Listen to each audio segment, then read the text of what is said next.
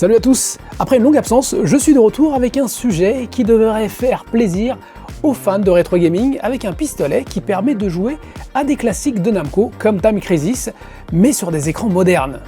Pour ça, direction le stand de Tasset Denki du Tokyo Game Show 2024, où devant mes yeux ébahis, je voyais des gens jouer à Time Crisis. Et j'ai eu la chance de pouvoir tester ce système appelé JM. Il est composé d'un petit boîtier que l'on peut brancher en HDMI à un écran, d'un pistolet dont le design, à la différence de la version présentée sur le stand, n'est pas sans rappeler le design de la version arcade, et d'une pédale qui permet dans Time Crisis de se mettre à couvert tout en rechargeant son arme. Et pour en savoir plus, j'ai eu la chance de faire l'interview d'Andrew Steele, le président de la société Tasset Denki, une société que j'ai brièvement présentée lors de vidéos pour le Tokyo Game Show 2023. Mais avant de rentrer dans le vif du sujet, je pense qu'il est important de revenir un peu sur les jeux de type gun shooting. Et oui, j'en profite pour faire un peu de play-histoire et fournir quelques anecdotes. Quand je parle de gun shooting, je fais bien sûr référence aux jeux qui utilisent un pistolet pour tirer sur des cibles à l'écran.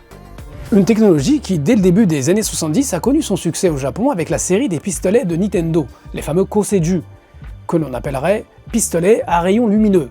À l'époque, il ne s'agissait pas encore de jeux vidéo, mais la technologie utilisée posait les bases de ce que l'on allait retrouver plus tard dans le jeu vidéo.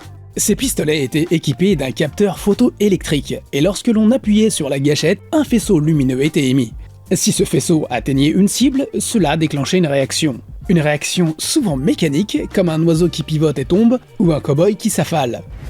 Saviez-vous que bien avant la version NES, il existait un Duck Hunt au Japon, dont j'ai la boîte ici, c'était sorti en 1976, on peut bien voir Duck Hunt ici, et puis le logo Nintendo, et le concept, donc un fusil qui tire sur un canard qui tombe. Alors, cette boîte contenait ce fusil, voilà, donc ce fusil qui marche à pile, voilà, avec le chien qui fait bien du bruit, et le truc important en fait, c'est que c'était aussi vendu avec ce projecteur, voilà. Et ce projecteur projetait des canards qui volaient de façon aléatoire sur un mur, qui bien sûr faut dégommer avec le fusil. C'est exactement le même concept qu'on a avec la version Famicom ou NES, sauf que c'est sorti bien avant. Et je peux vous dire que pour les enfants de l'époque, c'était magique. En parlant de la version NES, je n'oublierai jamais le jour où mes cousins ont eu le set Deluxe, vous savez, le fameux set Nintendo qui contenait le zapper et le robot, Rob. C'était un truc de malade à l'époque, ça nous mettait des... Voilà, je me rappelle qu'on avait vu des pubs avec le robot Rob, ça avait l'air mortel. Alors le robot, on l'a vite oublié. Par contre, le zapper, on a beaucoup joué à Duck Hunt, c'était quand même une petite révolution pour nous.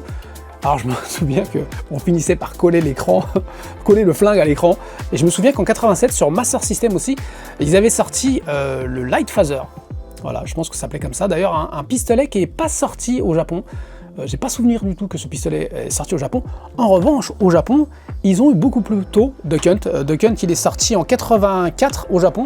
Donc là, j'ai la version japonaise. Donc vous pouvez voir le pistolet qui est en forme de revolver, voilà, avec le chien qui se bloque et bien sûr qui bouge quand on tire. Et vous aviez aussi cette ceinture, voilà, cette ceinture et le holster qui va bien, voilà, le petit holster ici, avec des petits motifs dessus et une ficelle, voilà, pour l'accrocher à votre jambe, histoire de se prendre pour un vrai cow-boy et de dégainer.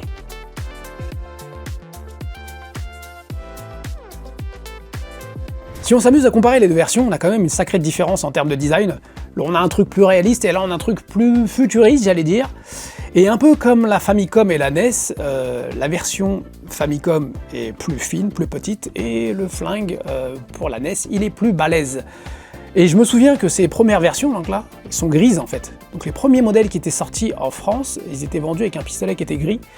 Et après, le pistolet est devenu orange. Et je me souviens, parce que j'avais trouvé ça moche, et le magasin de jouets que je fréquentais à l'époque, j'avais demandé à mon ami, vendeur, Christophe, si tu regardes cette vidéo, pourquoi il avait mis en orange. Et il m'avait expliqué que en fait, c'était pour éviter que l'on confonde ce pistolet avec un vrai. Voilà, et au début je me dis, mais il se raconte lui, ça ressemble pas du tout à un vrai pistolet, mais en fait il avait raison, parce qu'il y a une loi, fin des années 80, qui forçait en fait, aux États-Unis, de mettre des couleurs flashy sur des jouets en forme de pistolet. Que ce soit le pistolet de la NES ou de la Master System, vous avez sûrement remarqué qu'à chaque fois qu'on appuie sur la gâchette, l'écran clignote. C'est parce qu'au moment où on appuie sur la gâchette, l'écran devient noir pour afficher des cibles en forme de carré blanc. Le capteur du pistolet détecte alors si l'un de ces carrés avait été visé. Pour que le pistolet fonctionne correctement, maintenant vous savez qu'il est important de ne pas avoir une lumière ambiante trop forte ou des reflets sur l'écran. Et bien sûr de configurer la télé pour avoir un bon contraste.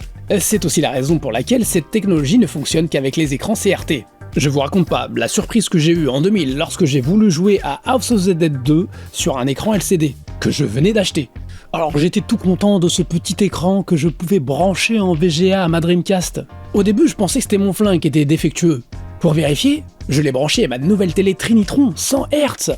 Et là ça marchait pas non plus. Et après avoir lu les différents modes d'emploi, j'ai fini par comprendre que ces pistolets ne fonctionnaient qu'avec des écrans CRT cadencés à 60 Hz.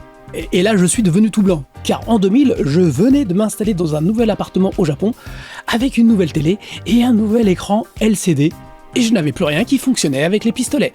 Et voilà, impossible de rejouer à mes bons vieux jeux gun shooting sur des écrans modernes. Malgré tout, le genre gun shooting n'est pas mort. Et dès les premières consoles, compatibles à l'HDMI comme la PS3 ou la Wii, des systèmes ont été mis en place pour pouvoir jouer au gun, généralement nécessitant une caméra ou un capteur. Et aujourd'hui on est carrément passé à un autre niveau avec la VR. Mais pour les fans de rétro gaming, ne pas pouvoir rejouer facilement à un Time Crisis ou un Virtua Cop, ça reste frustrant. Et c'est justement là que la société Taisei Denki entre en jeu. Car oui, j'ai fait des bons en voyant ce système. Ah, Time Crisis, la première fois qu'on l'a découvert en arcade, j'étais avec des potes, on était 3. On a bloqué sur le jeu, on en a mis des pièces avec ce principe de pédale, on trouvait ça vraiment chouette, c'était dynamique, ça faisait un petit peu action, film Hollywood, mais version jeu vidéo. Et vraiment, voilà, c'était de l'arcade en puissance, on avait vraiment bien aimé, je me souviens qu'on en parlait pendant plusieurs jours après, et on a continué à fréquenter cette bande pendant un moment. Et quand j'ai appris que ce jeu sortait sur PS1, ah bah forcément, il me le fallait, donc je l'avais commandé en import à l'époque, je sais même plus quand il est sorti en France, mais donc ça c'est la version d'époque que j'ai achetée, voilà, lors de sa sortie au Japon, en import. Et j'ai ouvert la boîte et j'ai trouvé ce petit feuillet que j'avais complètement oublié. Voilà, vous avez des petits papiers comme ça concernant les crises d'épilepsie. Alors on peut remarquer que le truc il est vraiment coupé à l'arrache. Voilà, donc je pense qu'ils étaient obligés de mettre ce genre de papier, un peu comme c'était le cas pour les modes d'emploi. Ils te mettaient une petite note parce que c'était la loi, il me semblait. Sauf que là, je me souviens pas avoir de note pour le mode d'emploi, mais en tout cas ce papier il est toujours dedans. Andrew m'expliqua qu'il était aussi un grand amateur de Time Crisis, mais depuis plus de 20 ans, c'était devenu presque impossible d'y rejouer dans des bonnes conditions. Sauf si on possède un écran CRT, ce qui se fait de plus en plus rare. Et les alternatives, comme par exemple la Wii et sa barre de capteur, c'est pas franchement l'idéal. Alors, ils se sont dit, pourquoi ne pas utiliser l'intelligence artificielle? Je vais vous résumer et traduire son interview. On a développé un processeur spécial qui analyse l'image à l'écran et la convertit en sorte de carte simplifiée. Imaginez que vous regardez un paysage depuis un avion, puis que vous consultez une carte. Au lieu des détails complexes, vous voyez juste les rivières, les villes et les forêts. La caméra du pistolet voit une version simplifiée du jeu.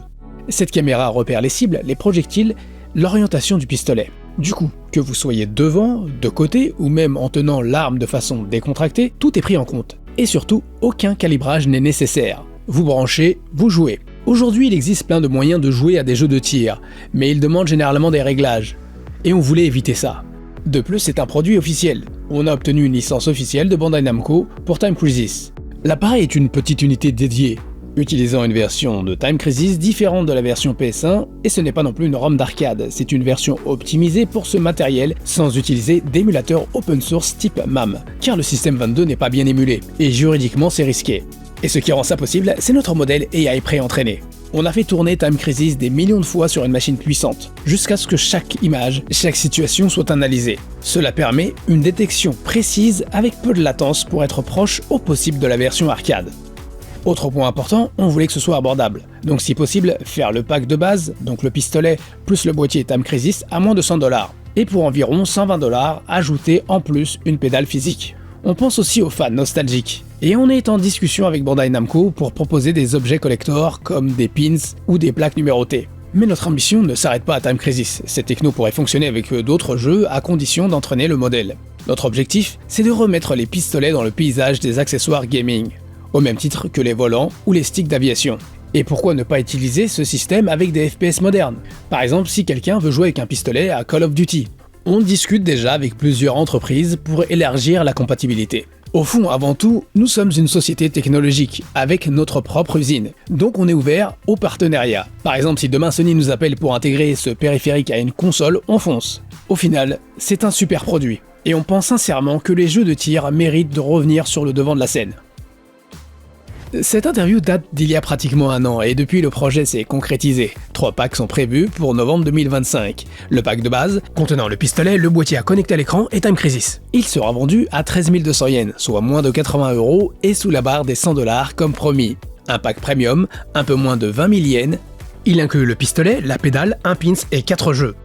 Bien sûr, Time Crisis, Point Blank, connu au Japon sous le nom de Gun Bullet, un jeu sorti en arcade en 1994 et qui existe aussi sur PS1. Steel Gunner 1 de 1990 et Steel Gunner 2 qui date de 1991, deux jeux bien fun uniquement sortis en arcade. Et enfin le pack Ultimate, un peu moins de 30 000 yens quand même, qui reprendra le pack du contenu Premium avec en plus un deuxième pistolet, un diorama et un pins collector.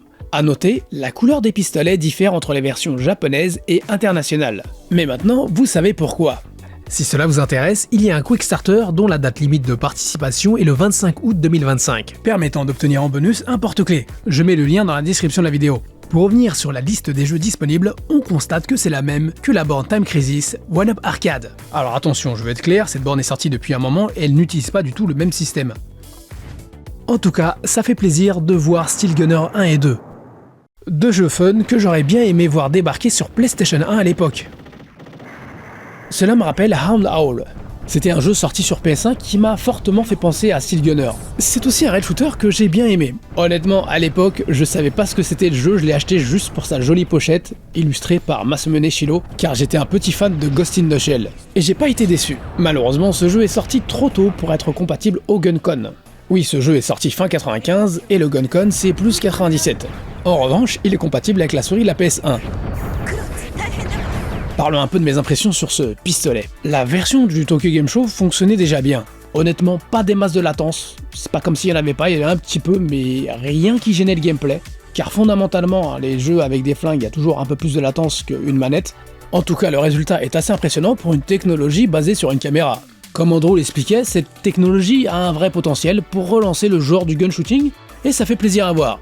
Voilà, ça sera tout pour cette vidéo, j'espère que ça vous a plu, et merci de l'avoir regardé jusqu'au bout. Et j'espère aussi à bientôt pour une autre vidéo. Je vous fais de gros bisous. Soredewa, sayonara!